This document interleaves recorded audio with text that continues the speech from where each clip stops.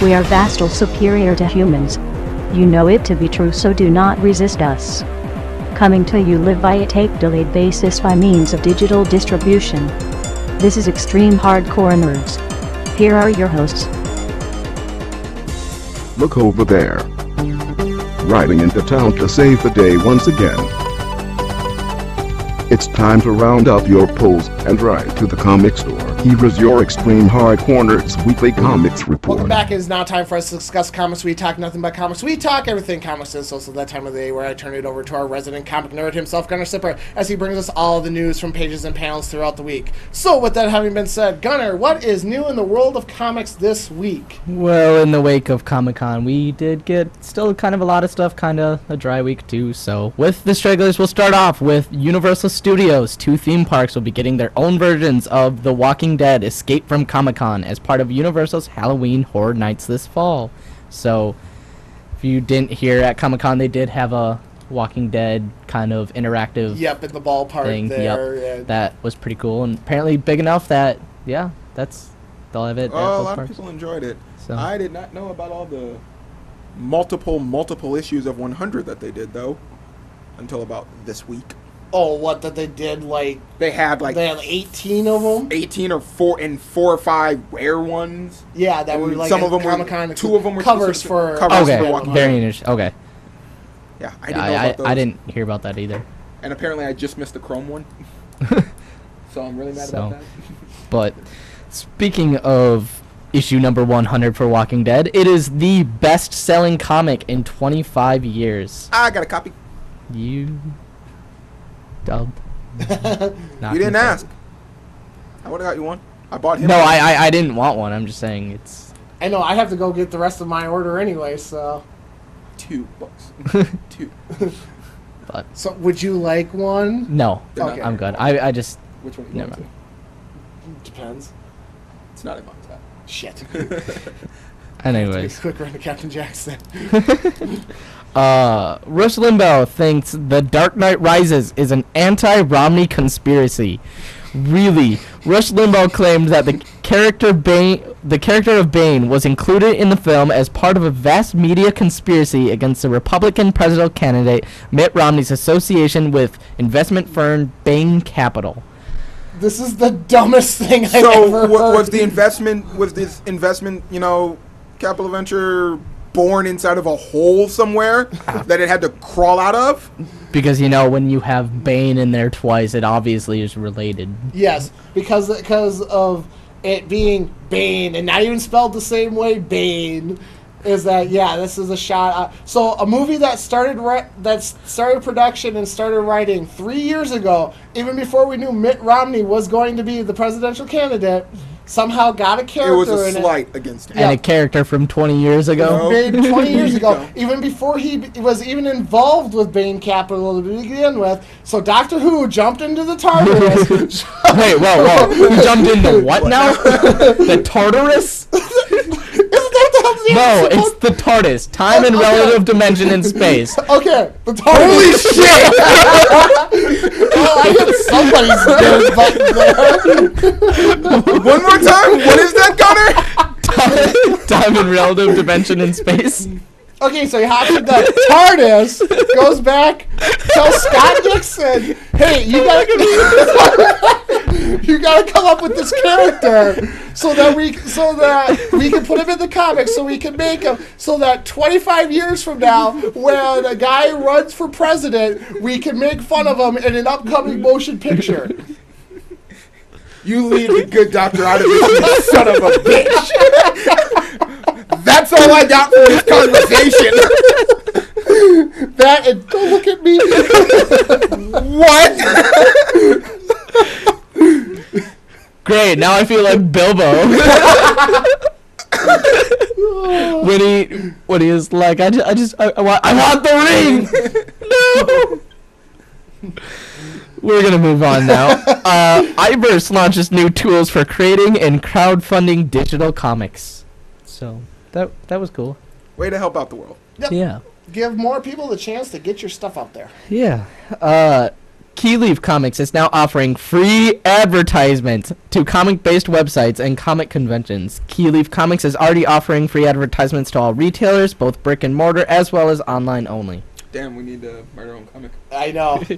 Can it be the extreme hardcore nerd comic? Why not? Why not? Fuck no. You draw it, we'll write it. I like this idea. No, because you're And we can get terrible. Josh to animate You're a it. terrible idea for a writer.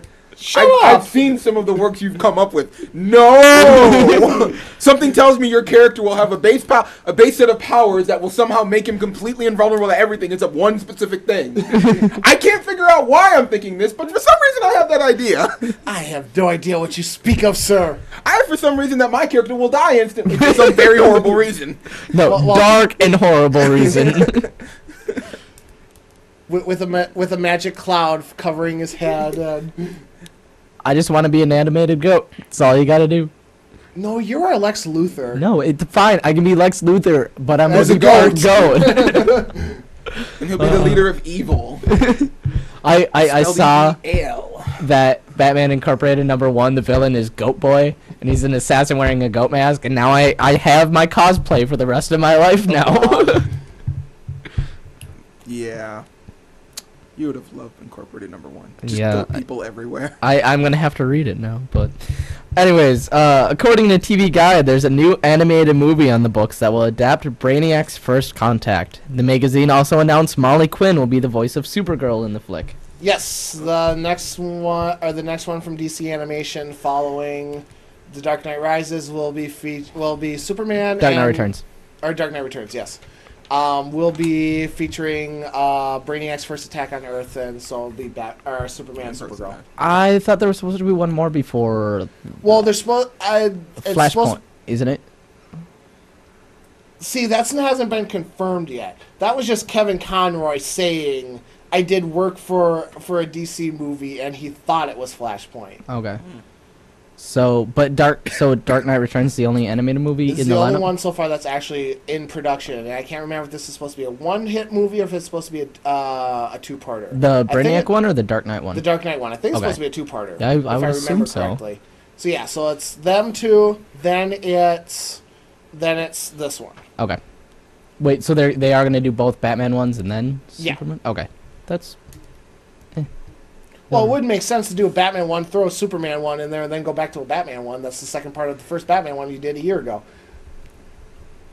I guess it would depend. I don't know. Anyways, to kick off the big Marvel Now event, Marvel's releasing a .1 issue that gives you a look at who will shape the future of the event.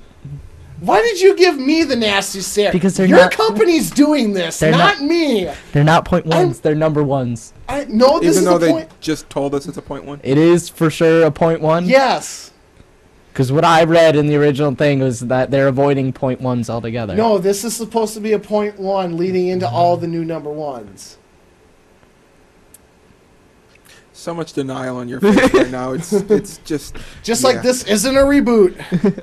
I don't want to believe. Iron Sky gets comic book treatment thanks to Blind Spot Pictures' strategic partnership with Hazmat Studios LLC. I want this comic and I want to see this movie. I need to see the movie. Someone told me. You know Iron Sky, right? Remind me. Where Nazis Nazis in have space. taken over the moon, and now they're coming back to Earth to retake the planet. It's so stupid. It's funny.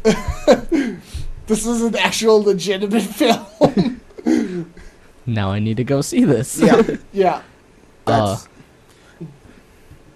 Yeah. just weird. Yes, Spaceballs after all World over. War II, after the Nazis were defeated, they retreated to a base on the moon, and now they're coming back. That's fantastic. All I hear is Hitler on ice. Hindenburgs and all. Now I can't get the image of Hitler in a tutu figure skating. I just can't get it on my head now.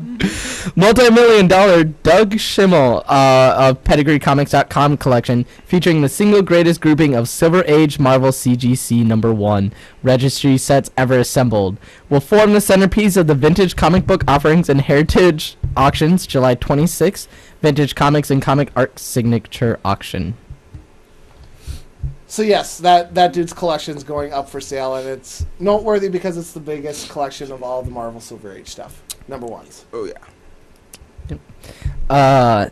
Good Charlotte guitarist Billy Martin can now add another accomplishment to his already impressive resume. Impressive resume? I think we really need to rework our words properly. Anyways, He's a guitarist for a major rock band. I'd say that's major rock band. okay. They have words we need to figure out. They have a record deal, don't they? IDW Publishing is Vitriol the Hunter from IDW, all new comic book series written by Martin and Brent Allen, featuring interior art by Martin. So yes, he's moving into comic books with his own book. Good for him. Congrats. Point of story. Not selective wording. Mm-hmm. Anyways, before this gets down the wrong path. Oh, look, it is. Disney and Marvel crossover as Phineas and Ferb will meet the Marvel Universe. Yes! I knew this world would be ruined at one point. Phineas and Ferb Meet the Marvels is the exact title of And it. every issue will be a .1 issue. It's an animated. This is a movie. Point zero movie. Every bit of it. It's the like the Ultimate Spider-Man and Avengers. Earth's Mightiest. Well, it's Thor, Iron Man, the Hulk, and Spider-Man for sure from what we've seen from the teaser images. Yeah. But the evil doctor from Phineas and Ferb makes a machine that crosses the universes together and sucks the heroes from the Marvel universe into the Phineas and Ferb universe. Oh, this is going to be good. It's going to be funny. It's like, why are you here? We can do this all ourselves. You said you watched all of Ultimate Spider-Man, right? Yes. The episode with Adam the android, the brick that when it eats it gets bigger and bigger. Oh yeah. When he's in the shield carrier and he's looking through and there's the duck character, is that supposed to be? I think that is Perry. Yep. No, not it's not Perry. Perry's a platypus, but Yeah. the duck, was that supposed to be like Howard the Duck? That I would not know. Okay. I'd have to go back and watch that episode. Quick. Yeah, it's either that or it's like the one of the Donald Duck characters. Okay. But there was a reference there, and I was gonna check with you on that one. I thought you might know that one. Yeah, I didn't look that closely. Because isn't Howard the Duck owned by Marvel? Ooh. I don't I don't think so. Okay. I don't know. Anyways, there's that reference, and that's what originally, and then I heard this story and I was like, oh god, it's happening. Anyways, some good news for once.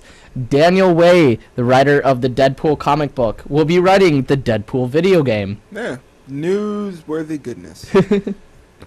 If this isn't a mature rated game, I'm going to be very sad. You think it won't What be? game isn't mature rated now? Good point. I think all of them. I think the standard now is trying not to get, adult. Pretty much. Yeah. How far can we go without crossing that threshold? It's like as long as we don't. It used to be as long as we didn't have a tit flash, we were okay. But we've already passed that point, so I don't know what else is there. As long as we don't show a child being murdered slowly, we're okay. Well, I mean, that's only Australia that's keeping us from that one. What? Child. No, they passed. They passed the Australia did mature pass law. that? Yeah, I announced that a that. while ago. Yeah, so they now as well get mature rated games. Now their country can just be as fucked up as everybody else. Because I was gonna say, I know that's the big problem with a lot of stuff in Fallout is they had to change a lot of things for the Australia one, and that's why you can't kill kids in there. Mm-hmm. That's why they're like you shoot them and nothing happens. Okay. Well, now they can. Cool. It looks like we're getting a Kick-Ass 2 Yeah. video game. Anyways, this is a hard name. Dwayne Swerzinski and Nelson Daniel are the creative team behind IDW's Judge Dredd comic coming in November. I am the law. I heard something weird about that too. I don't think it was. I don't know if it was a movie or the comic. Someone said something really awkward. Like, I think it was. No, it wasn't you. It was one of my friends talking about the movie is going to be like. Oh God, I can't remember. It's an Indian movie, and basically it's just gonna be Judge Dredd trapped in a building through the whole movie, and it's basically him fighting up the levels to the bad guy. I'm guessing that's the movie then. Huh? I'm guessing I think that's the I movie. think that's the new That's movie. the new movie. Yeah. So. So, Die Hard, just with Judge Just Dredd with Judge Dredd. and going the opposite direction. Yeah. So, not sure if that's good or bad. And finally, to finish off comic news, Zenoscope announces Wonderland television series. Lionsgate TV has picked up the Wonderland series after a 6-studio bidding war for the rights to adapt the series for television. Smallville executive producer Brian Robbins, head of the class, will serve as the executive producer for the television series. Now, one thing that I do want to note, this is separate than the Grimm's Fairy Tales ones. That was the Kickstarter project. Yeah. Which they just released the either first episode or first footage of it. I think they might have released the first footage of I think it. I got that's the what it email was. on that, but I haven't. Because I know I saw that on Reddit the other day that finally, because that was the project that Alex Perde is helping with, right? Yeah. Yep. Then it was the first footage. So, Recently, my sister lied for a lot, apparently. yeah, no, my $70 went to that. And I'm waiting for my Blu-rays to arrive. Yeah, I don't think I'll be backing projects for a while. I'm still waiting on my 2, and one of them was supposed to come the beginning of June, and it's now almost August, and he said, it's almost here, just give me a week. Well, it's been a week. Where's what my... person saddened you? We'll talk about it later. But, yeah. Well, my heart hasn't been broken yet, so I guess I can still. Exactly. So, but with that does bring comic news to a close for this week, and that also brings this edition of the Extreme Hardcore Nerds podcast to a close for this week. Thank you very much for all of you for joining us, and of course, now do I have to go through all the relative sites where you can find us? We just need the handle. They're all the same. On Twitter, our email, on Facebook. If you're looking to find us anywhere else, either look Extreme Hardcore Nerds or look Extreme HN. You'll find us. We're out there. Now. And if we don't have it, we'll make one. Just let us know. Pretty much. I guess we need a Tumblr page now. So, I'm not going back to MySpace. I'm just saying that right now. I'm not going back to MySpace. Then we'll go to Friendspace. MySpace is still running? Yep. God, that's sad. What the hell is that? I was waiting for you to say Friendster. That's the first one that came to my mind, and I was like, I'm not going to go down that road. Oh, but with all that, I, of course, have been your host, your all-knowing, exalted one, your king of kings, Andy Kruger. And joining me this week... the ever-present, somehow still awake, Dark Reaper Stephen Creighton. And along with him... All the goats, all the boats, and all the glory, Gunner Sipper. And, of course, conspicuous by his absence, but hopefully he will be here next week, our wonderful friend, the Butthorn himself, Garrett 4. Peace! See you later, folks.